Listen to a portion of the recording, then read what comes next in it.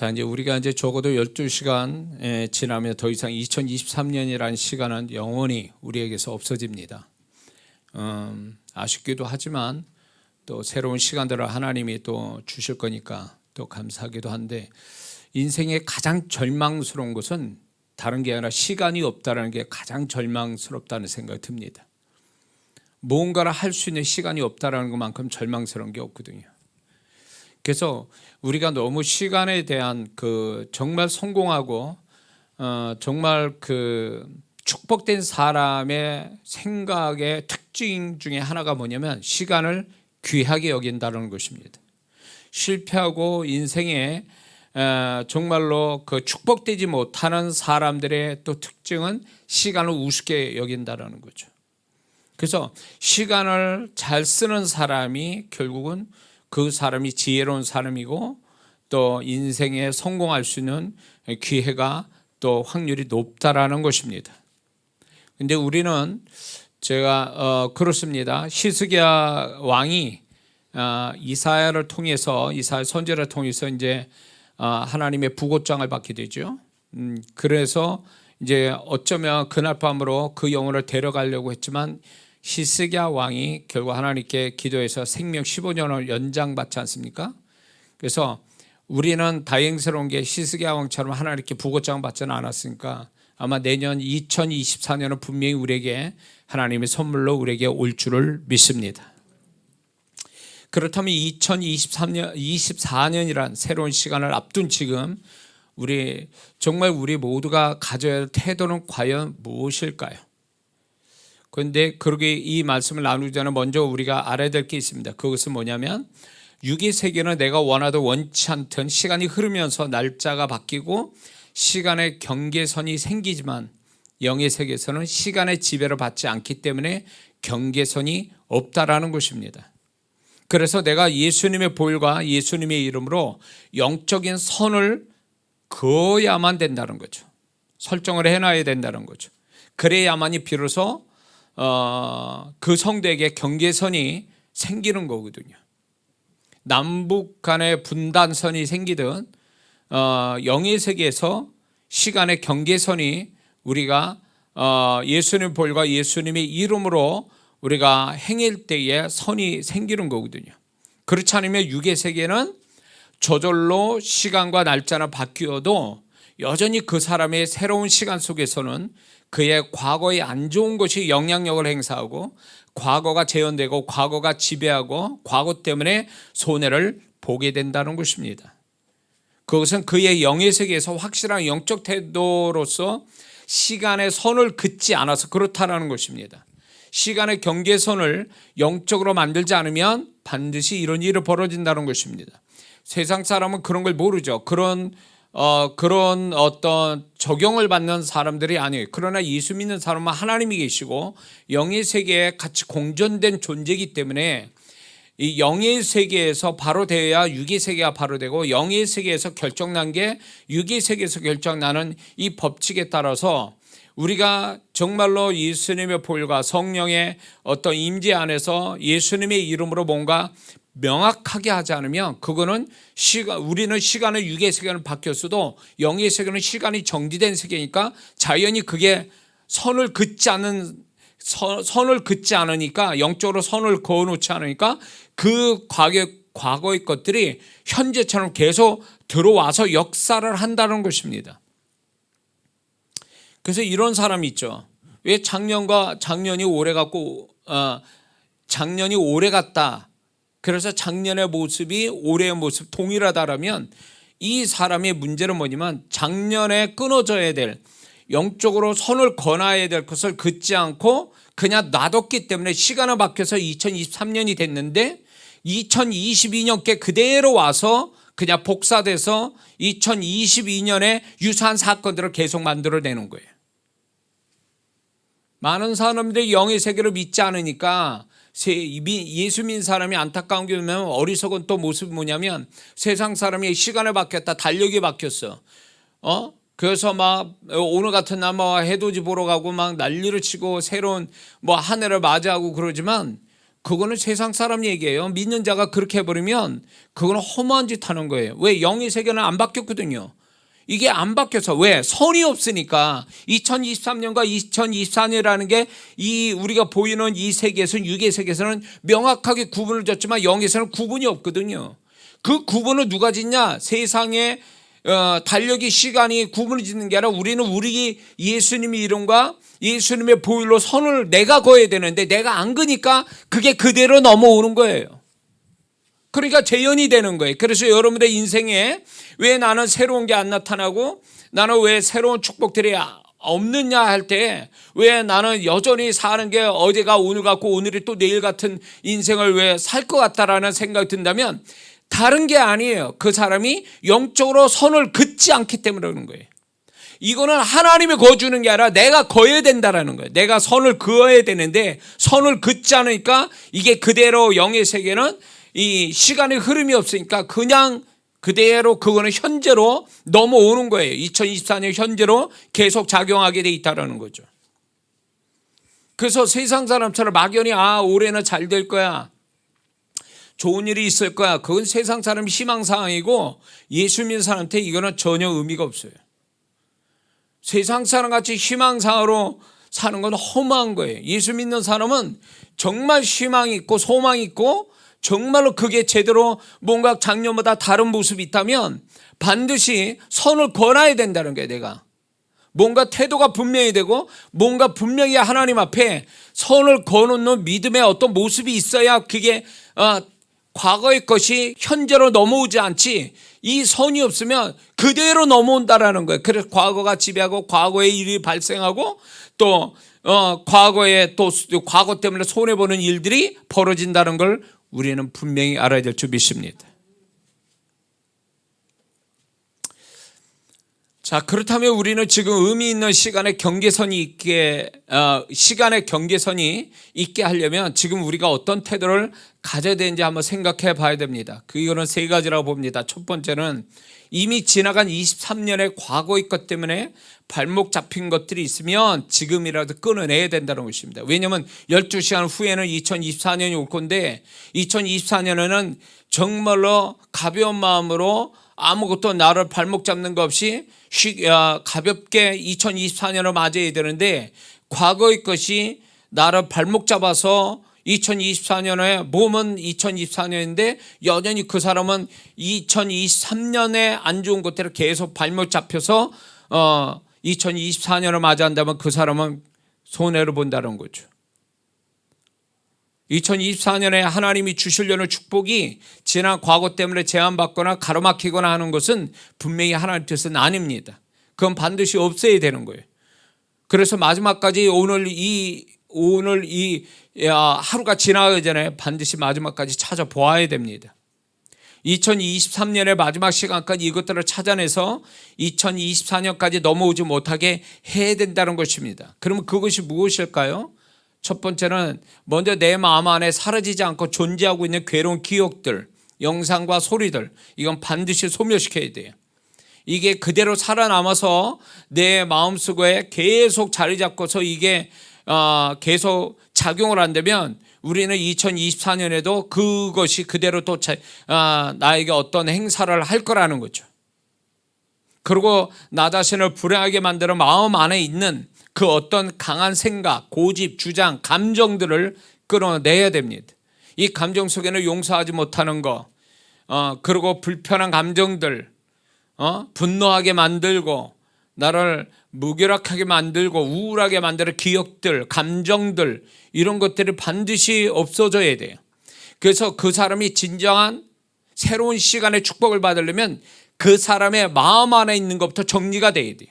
그 마음 안에서 이미 버릴 건 버리고 소멸시켜야 그 사람이 진정으로 새로운 시간을 맞을 자격이 된다는 걸 우리가 잊지 말아야 될 줄 믿습니다. 광야 1세대가 왜 광야에서 망했습니까? 그들은 애굽에서 버리고 나와야 될 마음을 그대로 광야에도 가지고 왔잖아요.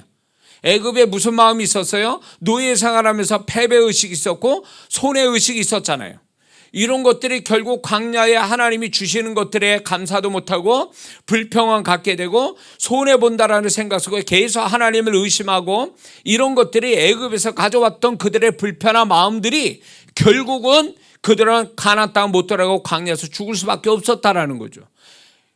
시간은 바뀌었고 유월절을 통해서 그들의 달력을 하나님 바꿔주시고 3, 4월 달에 있었던 그때를 하나님이 유월절을 통해서 그들이 새로운 첫 달이다라고 달력도 바꿔주시고 새로운 땅을 밟았지만 그들의 마음은 새로운 땅과 새로운 시간 속에 없었다라는 거예요.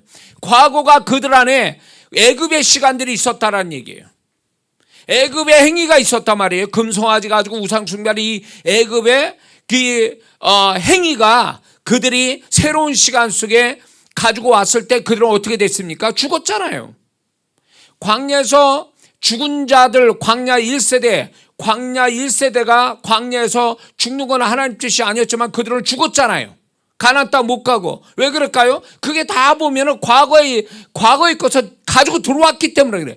과거를 가지고 애굽에 있었던 거를 광야에 가져와서 그 지경이 됐다는 얘기죠. 우리도 그럴 수 있어요. 마음은 엉망진창인데 새해를 맞이한다고 그 사람이 좋은 일을 벌어질 것 같습니까? 그건 허무한 생각이에요. 위험한, 소위 말하면 희망 고문이에요. 나는 그래 잘 될 거야. 뭘 가지고 잘 된다는 거예요. 잘 되게 하는 건 하나님이 잘 되게 하는 건데 내가 하나님이 잘 되게 하는 내 안에 아무것도 없는데 첫째 내 마음에서부터 이미 불편하고 어둠이요. 내 마음속에 이미 과거가 꽉 차가지고 새해를 맞았는데 무슨 거기서 잘 된다는 거예요. 그 사람 존재가 잘 안 되는데 그 사람의 관계된 게 잘 될 수 있느냐는 거예요. 아니거든요. 속이지 마세요, 자신을. 그러니까 우리 마음 안에 걸리는 게 없어야 돼요. 하나도 내가 2024년을 만날 때 하나도 나는 걸릴 게 없다. 나는 가벼운 마음으로 밝은 마음으로 2024년을 맞이한다. 이 마음이 돼야 이게 정상인 거지. 뭔가 꺼림칙하고 문제 있고 뭔가 어둡고 뭔가 캥기고 뭔가 눌리고 매이고 이런 걸 가지고 2024년 간다고요? 그 사람은 2023년 재연판이 된다는 거죠. 그래서 하나님이 광야 1세대가 왜 광야에서 죽을 수밖에 없는가를 얘기해 주고 계시잖아요. 그리고 두 번째 우리가 2024년까지 오지 못하게 해야 될 두 번째는 2024년의 축복을 가로막을 수 있는 2023년에 한 해 동안 외부에 발설된 소리와 그 행위 이것을 반드시 제거해야 된다는 거죠. 이미 드러난 거니까 그거는 소리와 행위는 드러난 거기 때문에 그것을 반드시 그게 2024년까지 못 오게 예수님의 이름으로 그것이 예수님의 보혈로 없애야 된다는 거죠. 영의 세계 제가 사역도 했지만 영의 세계는 그 사람의 모든 행위가 살아있어요.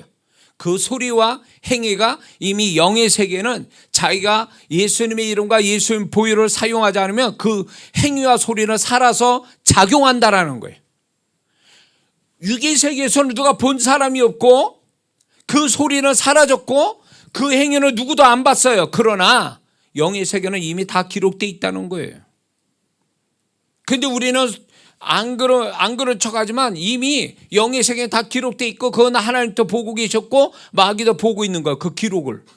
그거 가지고 사단은 어떻게 우리를 망치려고 쓰겠죠. 그거를. 그러니까 우리가 지금 2024년 가려면 깔끔하게 아주 빈 백지와 같이 이렇게 2024년을 넘어가야지 지저분하게 행위와 언어가 잔뜩 그게 작용하고 있는데 영의 세계에 작용하고 있는데 그걸 딱 2024년까지 가져간다고요?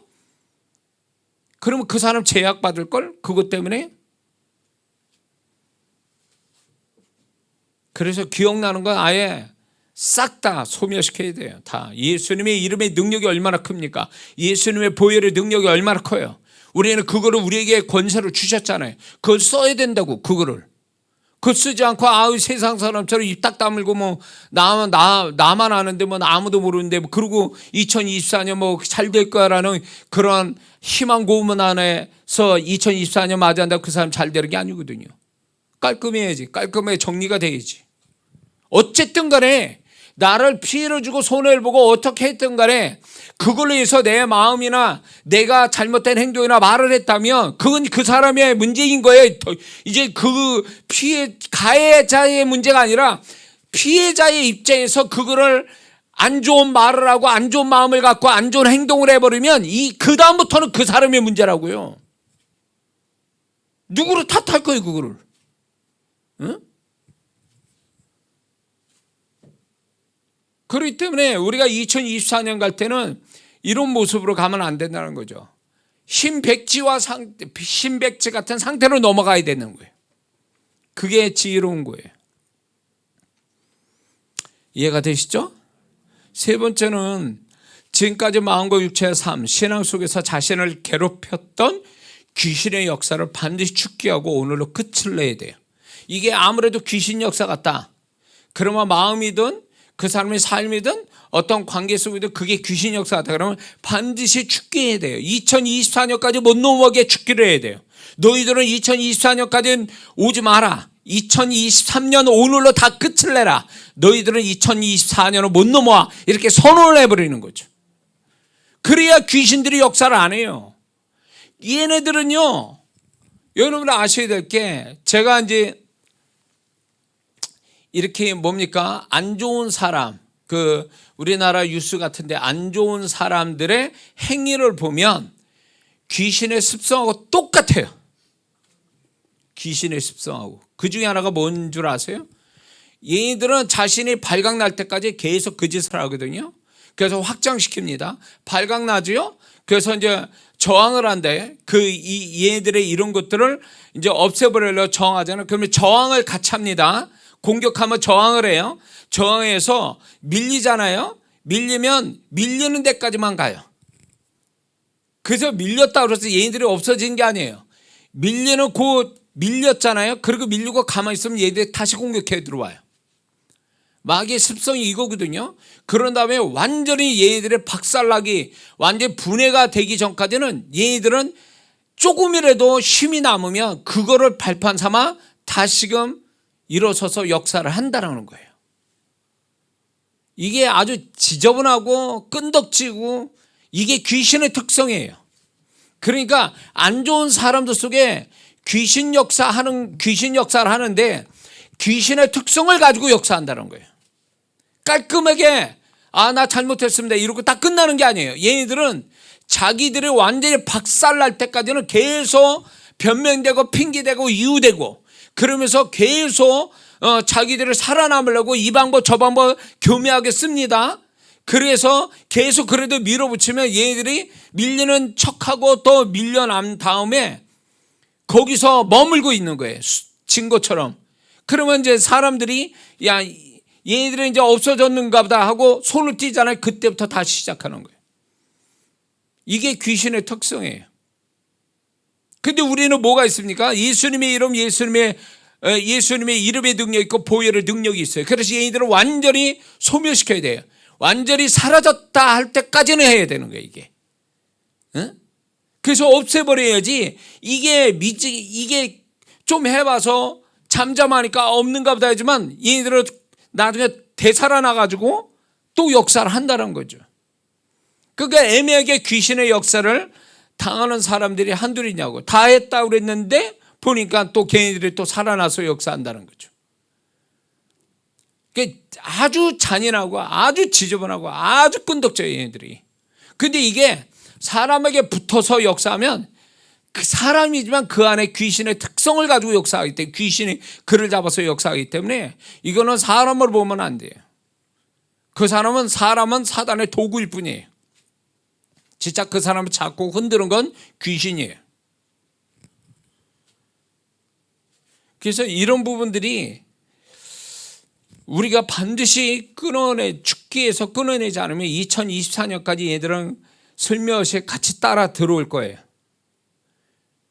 제가 이걸 뭘 봤냐면 술집, 나이트, 모텔, 안 좋은 죄된 장소에 들어갔다 나온 사람들 따라붙고 사람 형체처럼 옆에 붙어서 들어온 귀신들을 봤단 말이에요. 응?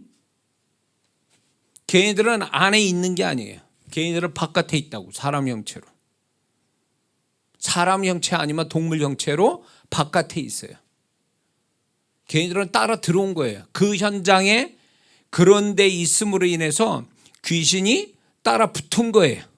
그게 모르죠, 자신은. 근데 영분별돼서 영안이 열린 사람은 보인다고요. 그게 걔네들이 소리도 낸다고요. 근데 몰라, 자기는.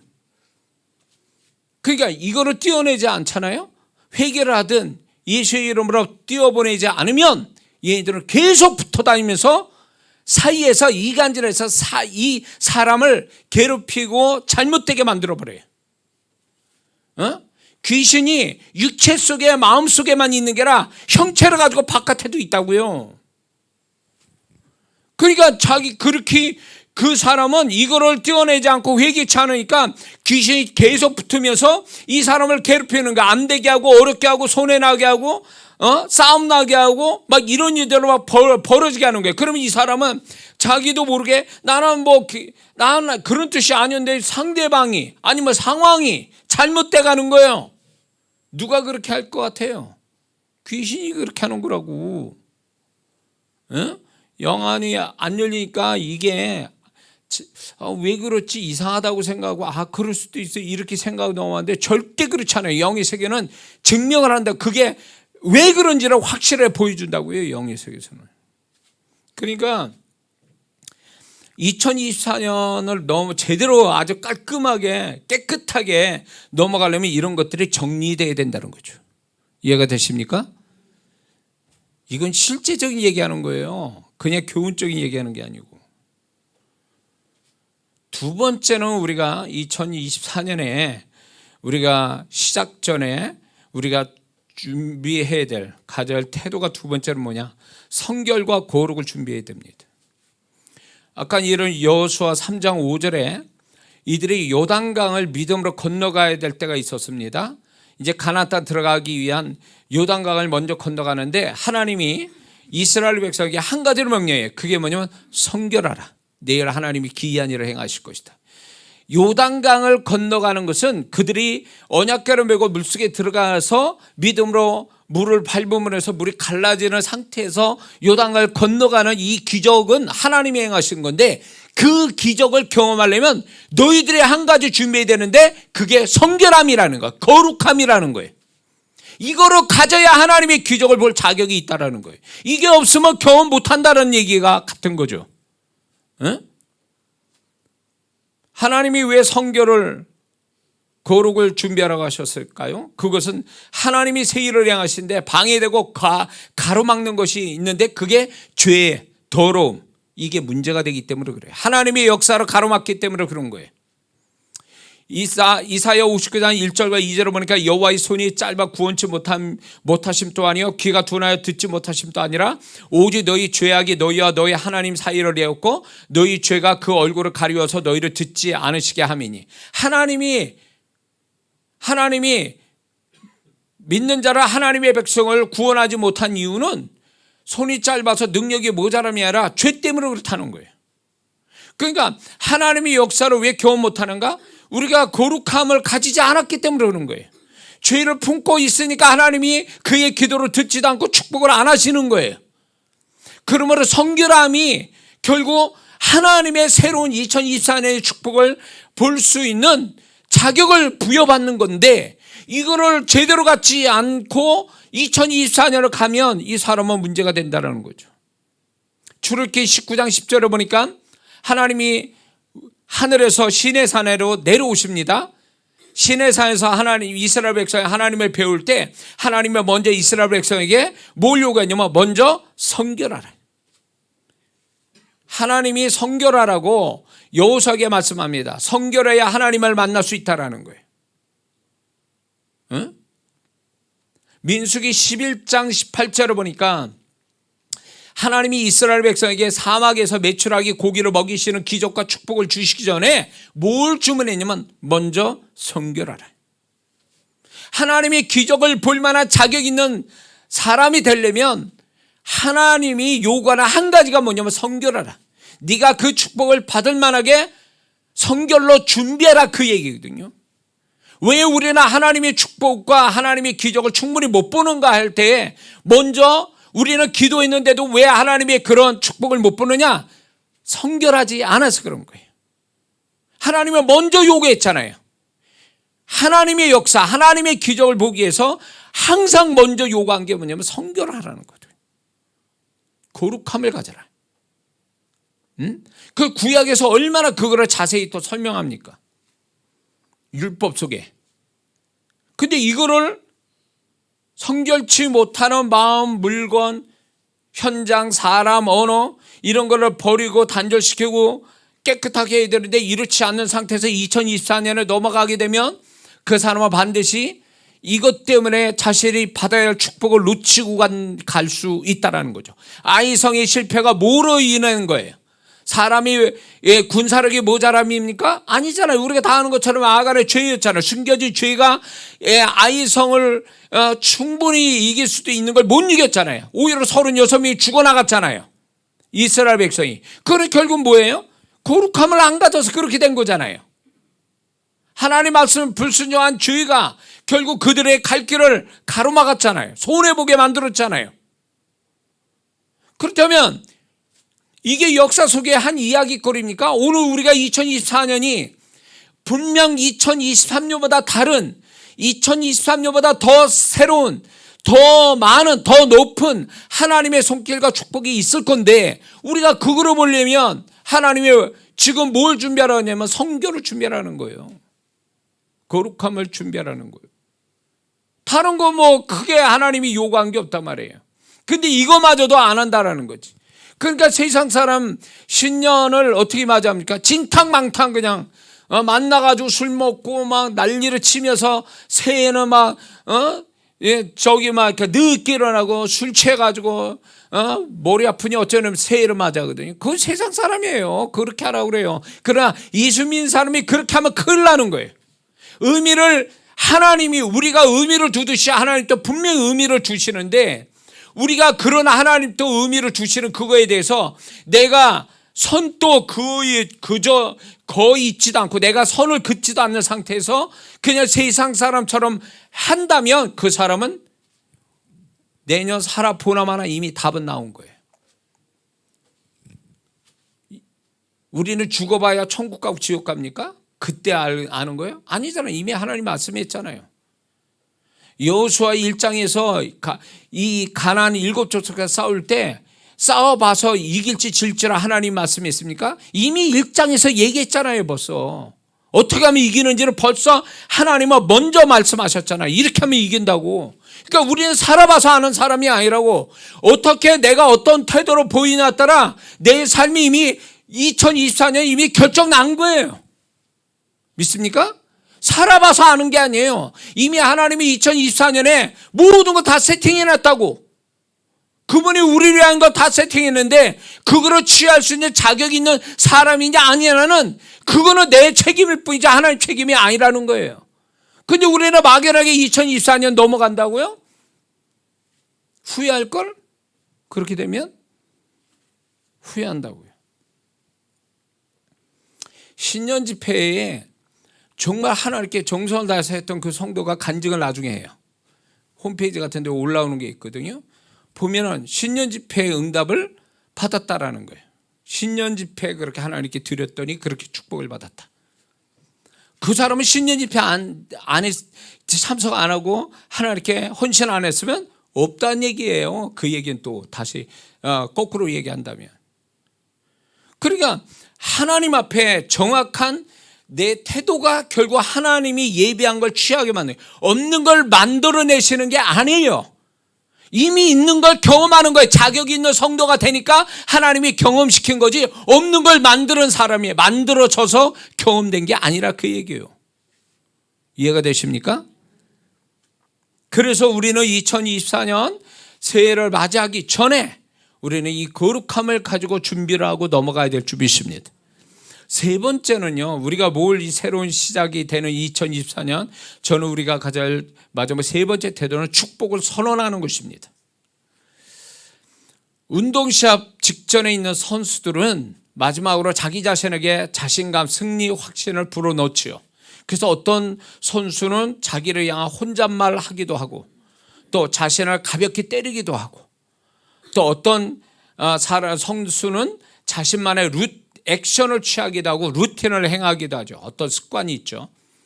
이런 식으로 승리의 결단을 하게 되거든요. 승리를 스스로 선언을 했거든요. 해봐서 아는 게 아니라 미리 그렇게 선언을 하는 거죠. 이거는 상황과 상관없이 누가 보든 안 보든 자기 자신에 대한 축복을 예언하는 행위와 같다라는 거죠. 여호수아서 1장에서도 하나님이 이스라엘 백성에게 너희는 강하고 담대하라고 말씀하신 것도 그들 자신 스스로를 축복하게 하는 선언문과 같다라는 얘기입니다. 그래 나는 강하고 담대해야 돼. 앞으로 전쟁 치르는데 나는 이렇게 약한 마음 가지고는 안 돼. 나는 강하고 담대해야 돼. 자기 이름 부르면서 야 너는 강하고 담대해 이렇게 말한다는 게 결국 뭘 얘기하냐면 그게 바로 자기 자신한테 축복을 선언하는 거라는 거예요. 그렇게 해라는 거예요. 그렇게 해야 하나님의 계획하신 일을 만난다라는 거예요. 하나님의 약한 자에게 축복을 약속한 적은 없어요. 위로와 격려는 있을지 몰라도 약한 자를 위한 패배당하는 자에게 하나님의 축복은 없어요. 그래서 우리가 앞으로 살아보면서 상황 보고 나서 아니면 나중에 와서 나의 태도를 결정하겠다는 모습은 꼭 뭐가 같냐면 기록 경기나 싸움 경기에 나가는 선수가 되는 대로 해보겠다라든가 그때 가봐서 하겠다라는 태도가 같습니다. 과연 이런 태도의 승리의 축복을 보겠습니까? 거의 못 본다고 봐야 돼요. 이런 사람은요. 그때 가봐서 제가 해보겠습니다. 이런 식으로 시합에 나가는 선수가 도대체 어디 있어요? 우리가 내년 살아봐서 알 수 있을 것 같아요. 그래가지고 첫 번째 시작되는 어떤 의미를 별로 생각지 않아요. 그래서 나는 이런 거 첫 번째 요란 떠는 거 싫습니다. 그냥 살아보면서 내가 좀 어떻게 결정해 볼게요. 그 사람이 이미 실패한 거예요. 시작을 그런 식으로 했다는 자체가. 살아보기 전에 선언을 해야 되는 거 아니에요.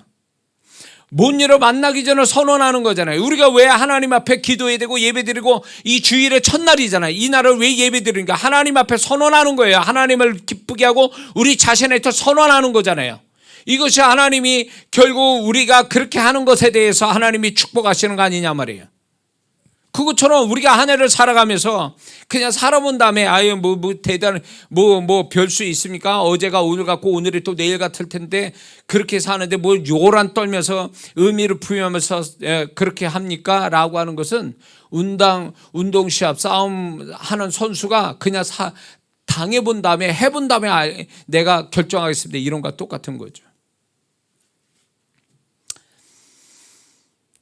이렇게 그때 가봐서 알겠다라고 하는 것은 굉장히 위험한 태도라는 거죠. 그 왜 그러냐면 자신에 대한 긍정적 집중력이 없는 사람은 자신에 대한 축복이 없기 때문에 그런 태도를 보인다는 거죠. 자기에 대한 긍정적 축복, 집중력 이게 굉장히 필요하거든요.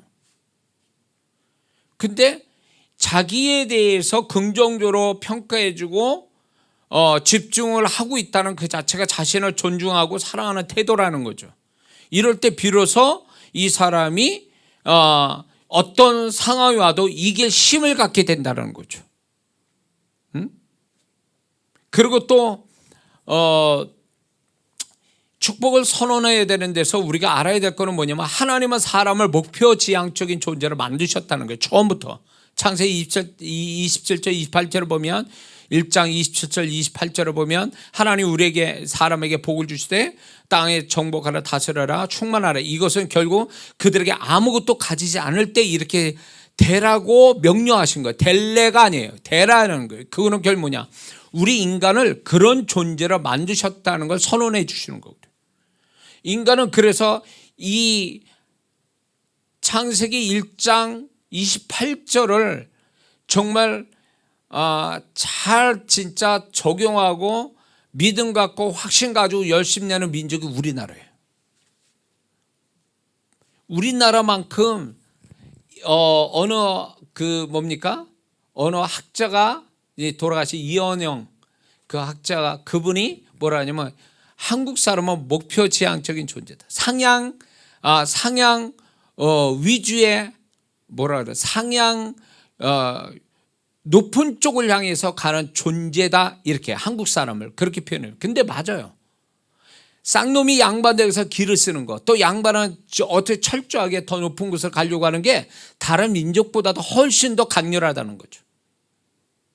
오늘날 제가 아는 그 다국적 기업의 전에 얘기입니다. 다국적 기업에 다녔던 어느 남자 성도분이 있었는데 다른 이제 미국에서 집회할 때 그분을 제가 예수님 영접시켜 신앙생활 하게 했는데 이분이 얘기를 하는 거예요. 뭐라 그랬냐면 자기 기업 안에 본사 안에서 사람들은 그 미국의 현지 그 직원들은 임원이 돼서 더 높은 곳 사장까지 올라가는 것을 바라지 않는다라는 거예요. 왜냐하면 가정의 시간을 빼앗기고 돈을 또 나름대로 벌만큼 벌었으니까 더 이상 올라가고 싶지 않다라는 거예요. 그래서 어떻게 하냐, 그 밑에 있는 동양 사람, 특히 한국 사람이 그거를 노린다는 거예요. 더 높은 데로 올라가기 위해서 가정 벌어가면서 가정 시간 벌어가면서 어떻게든지 올라가서 성공하고 싶다는 의식이 이게 강렬하다는 거예요. 다른 사람들보다도. 그래서 그분이 결국 그렇게 됐어요. 그래서 뭐 가정과 잘 조화를 이루어서 직장생활 임원이 돼서 그렇게 하면 뭐 다행이죠. 근데 우리 한국 사람이 그래요. 뭔가 이렇게 가만 못 있어요. 다른 사람 다 나아야 돼. 그러다 보니까 굉장히 열심을 내거든요. 남한테 지면 안 되고 다른 사람보다 더 나아야 된다는 이 생각이 저는 볼 때에 긍정적 측면에서 하나님이 창조 원리대로 사는 거다.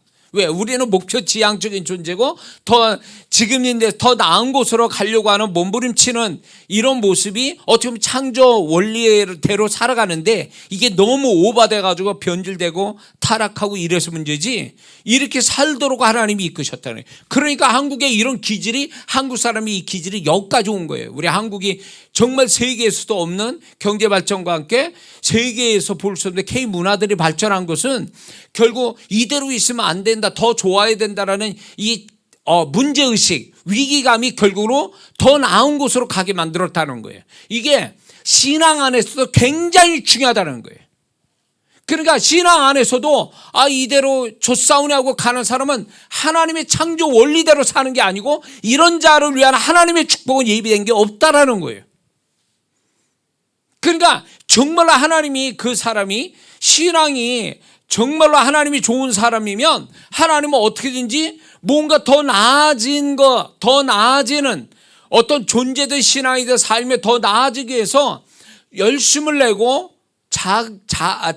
자극을 받고 그리고 도전도 받고 이러면서 뭔가 움직인다는 거예요. 이게 살아있는 신앙이거든요. 하나님은 그러기를 원하세요. 그렇게 하는 것에 대한 하나님이 충분한 또 축복을 예비하시거든요. 이렇게 살아야 마땅한데 병든 영혼은요 이렇게 생각 안 한다는 게 문제인 거예요. 그래, 난 이대로 좋아, 난 이대로 살고 싶어. 어떻게 보면 그게 어떤 현재에 감사하고 사는 것 같아도 그 사람을 가만히 들여다보면 자기가 냉정하게 자기를 볼 때 목표의식도 없고 해볼 마음도 없고 해봐도 실패한다는 생각 때문에 그런 마음을 갖는 게 아니냐라고 할 때 이 사람은 영원히 병들었다고 봐야 되는 거예요. 그러면 이 사람은 축복은 없어요. 우리 한국 교회 안에서도 한국 성도만큼 기적을 많이 보는 민족이 없어요. 왜 그런 줄 아세요? 하나님에 대한 엄청난 열심이거든요. 더 가까이 하고 싶은, 그게 하나님의 기적을 경험하게 만드는 거거든요. 근데 지금 그런 하나님의 기적이 풍성하게 나타납니까? 안 나타나요. 우리 교회에 일어나는 이 일이 굉장히 희귀한 거예요. 이게 이런 성도가 모였으니까 이런 역사가 오지, 그냥 그저 그렇게 이장호 목사 설교도 길게 하고 이렇게 요란하게 하는가 이렇게 생각하는 사람이 너무 많기 때문에 그런 사람은 역사가 없어요. 근데 열심을 내는 이 성도들이 있기 때문에 기적이 일어나는 거예요. 한국 교회가 침체된 원인이 하나가 뭐냐면 하나님 위하여 목표를 가지고 다름질하는 열심을 잃어버렸기 때문에 그런 거예요. 하나님은 여전한데 어제나 오늘나 동일하신 하나님인데 왜 그 하나님이 지금은 경험이 안 되냐? 그 하나님의 능력과 기적은 경험이 안 되는가는 하나님의 문제가 아니라 우리가 그만큼 과거에 비해서 하나님의 기적을 볼 만큼의 열정을 잃어버렸다 그 얘기예요. 목표를 잃어버렸으니까 그렇게 된 거예요. 제가 교회 바깥에 20년 가까이 하지만 그때나 지금이나 제 마음에 변함이 없는 게 뭐냐면 제가 집회하고 막 이러면 성도분들 뭐하나 이렇게 쳐다보거든요. 그러거나 말거나 나는 지금 주님과 함께 와서 내가 여기서 주님의 다이나믹한 그분의 손길을, 그분의 능력을, 그분의 축복을 드러내기 위해서 나는 여기 왔다라는 생각 가지고 그 사람들이 뭐 듣거나 말거나 가거나 말거나 상관없어. 단 한 사람이라도 정말 주님을 경험하기 원한다면 그 사람 때문에 난 집회한다 이 마음 가지고 지금까지 사역에서 정말 그렇게 하나님 역사하셨거든요. 그 기적이 한두 사람 일어나니까 이제 그때부터 호기심 생겨가지고 이제 와 이렇게 모여가지고 그게 또 역사가 커졌거든요. 지금도 마찬가지예요. 저에 대해서 제가 인도하는 집회나 저에 대해 관심 없는 사람은 그냥 놔둬요. 그냥 그렇게 하라고 그래요. 저는 주님이 정말 보세요. 예수님을 따라다닌 자가 누가 보면 2만 명이 넘는다고 그랬어요. 그런 사람들에게 역사가 없었어요. 그 수많은 사람 속에 역사를 경험한 사람은 몇 사람밖에 안 되는 거예요. 그래도 주님은 그 사람 때문에 만나주고 계시잖아요. 그러니까 저도 마찬가지예요. 100명, 1000명, 10,000명이 아무런 반응 없어도 좋아요. 거기서 한 사람이라도 정말 주님 만나기를 원한다면 주님이 저를 통해서 역사할 거예요. 그것 때문에 그 사람 때문에 제가 쓰는 거고 메시지 전하고 제가 기도해 주는 거니까. 그런 어떤 뭔가 우리가 2024년에 가는 데 있어서 나 자신이 먼저 자신을 막 축복을 선언하고 정말 축복스러운 목표를 정말 선명하게 가지고 가려고 하는 이 태도가 굉장히 중요하다는 거죠. 그냥 살아봐서 알겠다라는 게 아니에요. 하나님이 이미 그 사람의 처음 태도를 보시고 이미 하나님이 그래 네가 그러니? 그런 마음과 그런 태도가 해서 그래 내가 그걸 가지고 내가 너를 축복할게 라고 해서 그를 이끌어가는 거거든요.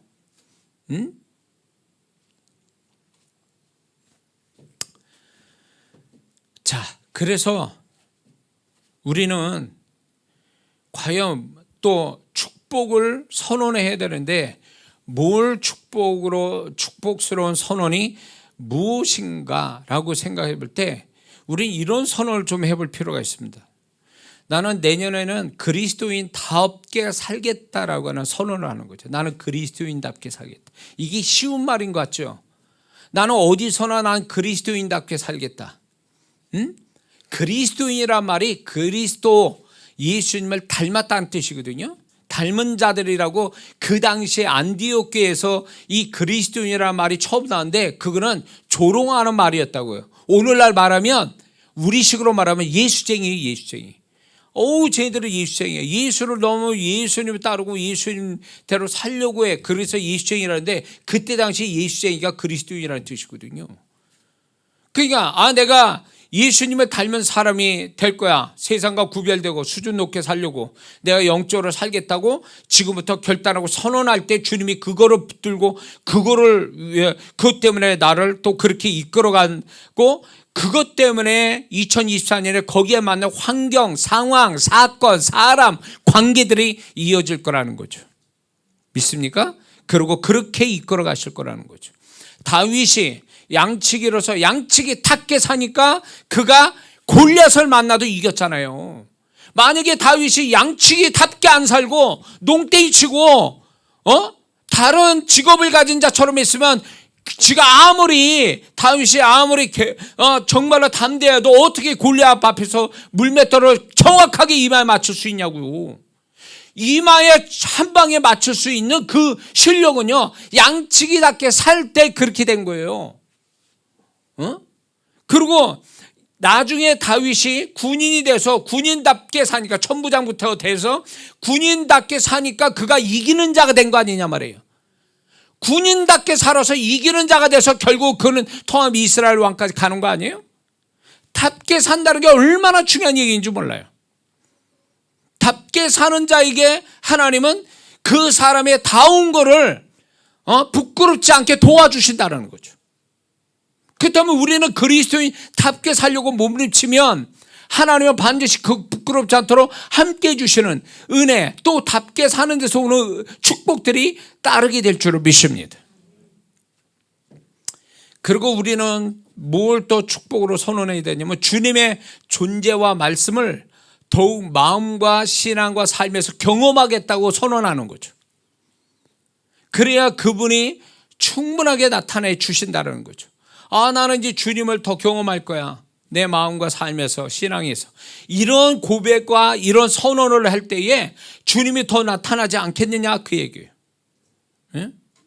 그런 목표를 가지고 해야 주님이 거기에 맞춰서 그 사람의 그 목표대로 그 선언한 대로 도와주시지 않겠느냐는 거죠. 그리고 또 마지막으로 내게 주신 목표, 하나님이 나한테 주신 목표가 있습니다. 그래서 이 목표대로 믿음대로 살겠다고 선언하면 반드시 주님이 그걸 도우신다는 거죠. 그러니까 제가 몇 번 얘기한 것 같은데 못 들은 분을 위해서, 소련에, 이제 러시아인데 옛날에 소련에서 연구를 했는데 목표를 어디까지 간다라는 목표를 정확하게 알려주고 갈 때마다 어느 지점까지 몇 킬로 왔다라는 걸 얘기해주고 얼마 남았다라는 것까지 얘기해주는 한 그룹이 있었고, 군인 또 한 그룹이 있었고, 또 한 그룹은 어디를 간다는 얘기도 안 하고 무작정 행구를 시킨 거예요. 똑같은 거리를 가는 거예요. 그런데 놀라운 거는 목표를 주어지고 그 목표에 가는 지점마다 알려주고 어디로 간다는 걸 얘기를 해준 그 A 그룹이, 먼저 그 그룹이 훨씬 더 빨리 도착하고 더 힘이 남았더라는 거예요. 그 뒤에 그룹들은 안 알려주고 가니까 지치고 그러고 늦게 도착하더라는 거예요. 이게 목표를 가지고 가느냐, 믿음을 가지고 사느냐 안 하냐에, 그게 세상에서도 그거를 이렇게 얘기해 주고 있다면, 우리가 2024년을 살 때 제가 새해 기도문을 했는데 급조하지 마세요, 제발. 그냥 되지도 않은 일을 막 써요. 내년에 되지도 않은 일을 진짜 그냥 희망 고문처럼 써내는 사람이 있어요. 그거는 본인 또 알아. 이건 응답이 안 될 줄을 아예 확신하고 쓰는 사람들 같아요. 그렇게 쓰면 안 돼요.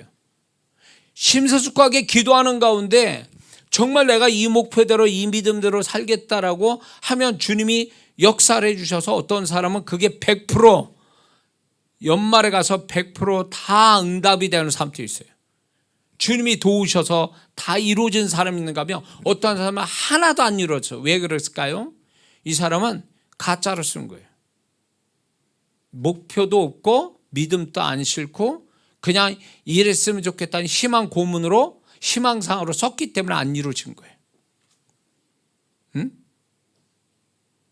이게 목표를 정확하게 가졌냐 못 가냐가 굉장히 중요하거든요. 근데 희미하고 목표도 아닌 그냥 희망상, 돼도 좋고 안 돼도 좋고 이런 거는 아예 하지 말라는 거예요. 이건 믿음도 아니고 아무것도 아닌 거예요. 하나님이 이런 거는 아예 관심이 없어요. 이걸 무시해버린다고요. 하나님이 도우시는 대상이 아니에요, 이거는. 어? 그래서 제가 쓸 때도 제가 왜 이 얘기하냐면, 저도 제가 가진 믿음 분량 이상을 써봤어요. 안 이루어지더라고. 왜? 그건 믿음을 가지고 내가 믿음의 분량이 최대치를 가지고 목표를 세우고 그래야 되는데 내 믿음 분량 이상으로 하니까 그게 객기가 되고 허풍이 되고 희망사항이 돼버려서 하나님이 역사를 안 하시더라는 거예요. 그러니까 너무 크게 쓰지 마세요. 크게 쓰는 사람 내년 성경 오독하겠습니다. 쓰지 마세요. 그런 거. 제발이지. 제발 그런 거 쓰지 마세요. 전도 10명 하겠습니다. 쓰지 마세요. 그렇게 된 사람 없어. 지금까지 한 사람도 없어. 그러니까 아예 그렇게 하나님께 허풍 떨라고 쓰지 말라고. 하나님은 다 알고 계세요. 야, 너 네가 안 할 줄 나는 믿고 있어. 이런 거죠.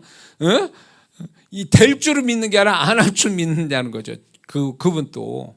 그러니까 남 보여주기 위해서 그런 게 아니라 정말 주님 앞에서 주님이 보시는 데서 내 믿음의 분량의 최대치를 가지고 그거를 써야 그래 네가 요 믿음 네가 가진 믿음의 분량이 이만큼 대기를 바르고 믿음으로 썼구나. 그럴 때 주님이 인정하셔서 도우려고 마음이든 삶이든 신앙이든 그때부터 막 돕기 시작하는 거거든요. 환경이든. 근데 그게 아니고 막 뭐 쓰레니까 어쩔 수 없이 막 보기 좋게 막 쓰고 자기도 안 믿었으면서 그러면서 쓰고 있어. 그렇게 하니 쓰나 마나지 그거는. 그렇게 하지 마세요. 오늘 저녁에 쓸 때 아예 모르면 간단하게 하나씩만 써. 그냥 하나씩만 구체적으로. 근데 또 어느 분은요 왜 추상적으로 쓰고 막 뭔가 와닿지 않는 영적인 표현으로 막 자꾸 해가지고 뭐가 없어. 뭐 어떻게 이루어지는지 모르는 내용을 쓰고 있어. 제발 그러지 마세요. 제발. 에? 기도를 30분 하는 사람이 내년에 하나님 제가 성령의 도우심 받아서 기도 1시간 하고 싶습니다. 이러면 이게 이해가 돼. 기도는 안 하면서 내년에 정말 하루에 1시간씩 하겠습니다. 어쩌다 10분씩 하는 기도를 하루에 1시간씩 해야 돼. 그게 되냐고. 그게 자기 믿음의 분량도 아니면서. 그래서 제가 오늘 저녁에 기도문 적어서 여러분 낼 때에 제가 성령의 감동을 받으면서 기도 좀 이렇게 여러분들 축복 기도 할 수 있게 좀 해주세요. 그냥 써도 그냥 이게 안 이루어질 거로 그냥 써가지고 기도 받으려고 그러면 나도 말하는 게 허공에 외치는 소리 같이 말하게 된다고요. 저도. 그래서 자 우리가 이 새로운 2024년을 시작하기 전에 우리가 가져야 할 첫 번째 태도는 발목 잡는 걸 다 끊고 없애자. 두 번째 거룩과 성결함을 가지자. 세 번째 축복을 선언하자. 이렇게 하고 여러분들 올해를 잘 정리한다면 오늘이라도 그걸 잘한다면 아마 2024년은 아주 가볍게 신백지 같은 2024년을 만나서 여러분들에게 정말로 초반부터 하나님이 여러분들을 축복하신 것을 보게 될 줄 믿습니다. 기도합니다.